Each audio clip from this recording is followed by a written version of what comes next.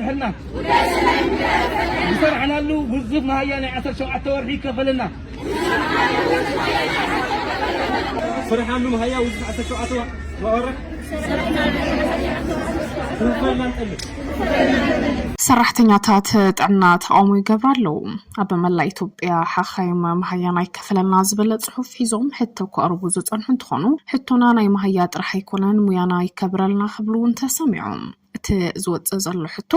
ንዓበይ ዝኸይድ ዘሎ እንትኸውን ናይ ሕሉፍ መሃያ ናይ ከፈለና ዝብል ሰልፍ እውን ኣብ ከተማ ሽረ እንዳስላሴ ብሎም ዕለት ተሳሊጡሎም ሰራሕተኛታት ሓፈሻ ሆስፒታል ከተማ ሰራሕተኛታት ሓፈሻ ሆስፒታል ዝተሕል ሽረ እንዳስላሴ ናይ ሕሉፍ 17 ኣዋርሕ ውዝፍ መሃያኦም ክኽፈሎም ዘካየድዎ ሰልፊኦም ሓቲቶም እቲ ብሎም 30 ሚያዝያ 2017 ካብ ንጉ ሰዓት 12 ፈረቓን ጀሚሩ ን15 ደቂቕ ኣብ ቀጽረት ሆስፒታል ዝተካየደ ሰልፊ ምስ ኣዋህባ ግልጋሎት ዘይጻባ ግን ድማ ድምጾም ብዘስምዕ መንገዲ ምስላጡ ይፍለጥ እቶም ሰራሕተኛታት ኣብ ዘካየድዎ ሰልፊ ክረኽብዎ ዝግባእ መሃያ ብሰዓቱ ብዘይምርካቡ መነባብሮኦም ከዛባዕ ንከቢድ ማሕበር ቁጠባዊ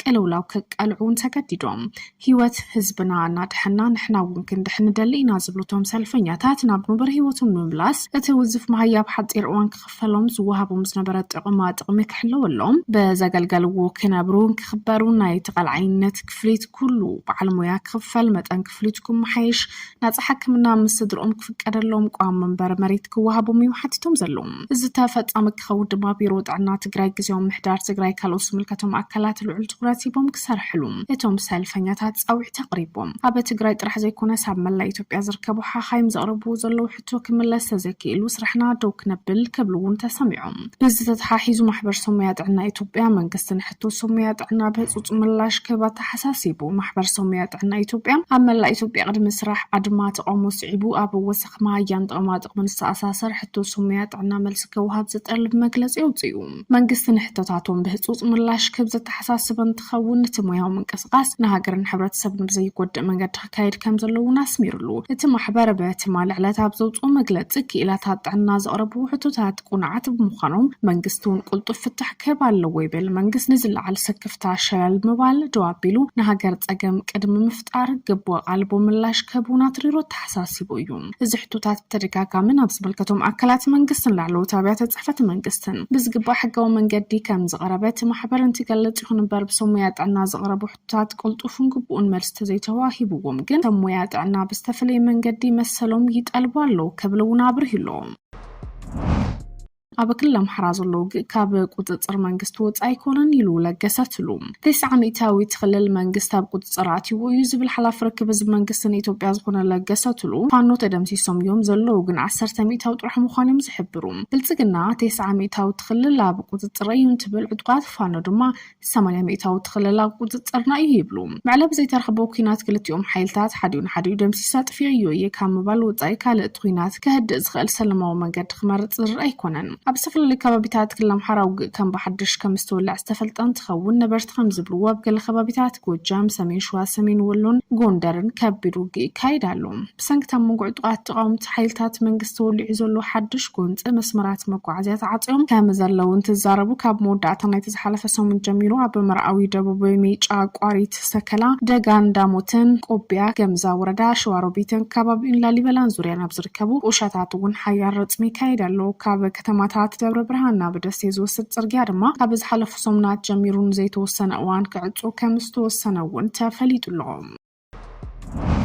ፕሬዝዳንት ግዚያዊ ምሕዳር ትግራይ ሌተናል ጀነራል ታደሰ ወረደ ምስ መሪሕነት ዞባ ደቡብ ንምዝታይ ናብ ከተማ ማይጨው ኣምሪሑ ብርክት ዝበሉ ዛዕባታት ኣጀንዳ ብምግባር ምስ መሪሕነት ዞባ ዝዘሰየት ፕሬዝዳንት ኣብቲ ዞባ ዘነጻጽሩ ምንቅስቓሳት ዘለዓለ እንትኾኑ ብህዝቢ ዝተመርጹ መሪሕነት ዞባታት ወረዳ ክምለሱ እውን ተሓቲቱ ዘሎ እቲ ሕዚ ተጣይሹ ዘሎ ግዚያዊ ምሕዳር ዝወደቦ ካቢኔን ተቐባልነት ብዘለዎ መልክዑ ክካየድ እውን ሕቶ ቀሪቡ ዓበይቲ ነጥብታት ዝተለዓለሉ ተዘተ ላዕለዎት ኣዘዝ ሰራዊት ትግራይ ካብ ኮሎኔል علي أب مفارق ورح ترغلتش ناستر شوعتسن دحر زكايدو أخيبا أب السراويت زلنا أمن التشرشير أيو كاب كتامات هتناوت ينابو سنا وسن كسفر زخل حسابون تلاعي لزلهم أب سراويت نازل أمن التشرشير أيو كاب كتامات ينابو سنا وسن كسفر زبل حسابون تلاعي لهم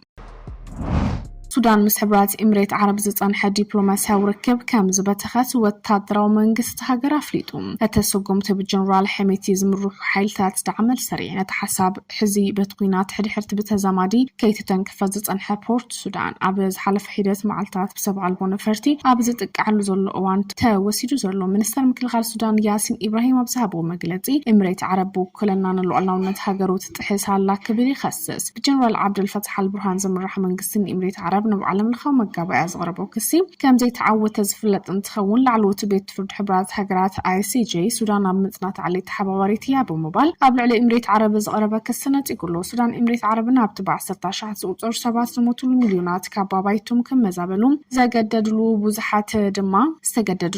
ድማ ብጥሜት ዝተቐዘፍሉ ኩናት ሕድሕድ ሱዳን ሓይልታት ዳዕመል ሰሪዕ ከም ዝገደፈቶም ትኸስስ ኤምሬት ዓረብ ነቲ ክሲ ሙሉእ ብምሉእ ብምንጻግ ነቲ ጉዳይ ፖለቲካዊ ተዋስኦ ክትብል ገሊጻቶም ኣብ ሄግ ዝርከብ ሃገራዊ ቤት ፍርዲ ኤምሬት ዓረብ ካብቲ ውዕሊ ምጽናት ዓሌት ዝጠቅስ አንቀጽ 9 ስለ ዝወፀ ብኻልእ ሃገራት ክትከስስ ተኽእሎ ብዘይምህላውቲ ጉዳይ ክቕጽል ከም ዘይከኣል ተወሲኑ እቲ ቤት ፍርዲ ስልጣን ከም ዘይብሉ ብዛዕባ መርጡቕ ናይቲ ሱዳን ዝቐረበ ክሲ ዝኾነ መርገጽ ከይወስድ ከም ዝኽእል እንትገለጽ ኣብቲ ብሱዳን ዝቐረበ ክሲ ኤምሬት ዓረብ ንሰራዊት ዳዕመል ሰሪዕ ብወታደራውን ፋይናንሳውን ሎጂስቲካውን ካብ ምድጋፍ ተወሳኺ ኣብ ዳርፉር ኣብ ልዕሊ ዓረብ ዘይኮኑስ ማሕበረሰባት ብፍላይ ኣብ ልዕሊ ማሳሌት መጥቃዕት ከም ዝተፈጸመ ይጠቕሱ እቲ ክስታት ጅምላዊ ቅትለት ብኣስገዳድ ዝግበር ምምዝባል ከምኡውን ጾታዊ ዓመፅ ካብ መሳርሒ ኩናት ምጥቃም ዘጠቓለለ ምክትል ተሓጋጋዚት ሚኒስተር ፖለቲካ ኤምሬት ዓረብ ሪም ኬታይ ውሳነቲ ቤት ፍርዲ ንጹርን ወሳንን እዩ ክትብል ትስማዕ ማሕበረሰብ ዓለም ነዝዓናዊ ኩናት ከብቅዕ ህዝቢ ሱዳን ንምድጋፍ ከድህብ ኣለዎ ሰብኣዊ ሓገዝ ድማ ናብ ኩሎም ዘድልዮም ክበጽሕ ክጥለብ ኣለዎ ይብል ሰራዊት ሱዳን ይኹን ሓይልታት ዳዕመል ሰሪዕ መንነት ደቂ ሰባት ኢላማ ዝገበረ ቅትለት ሰብኣዊ ረድኤት ብምንቃፍን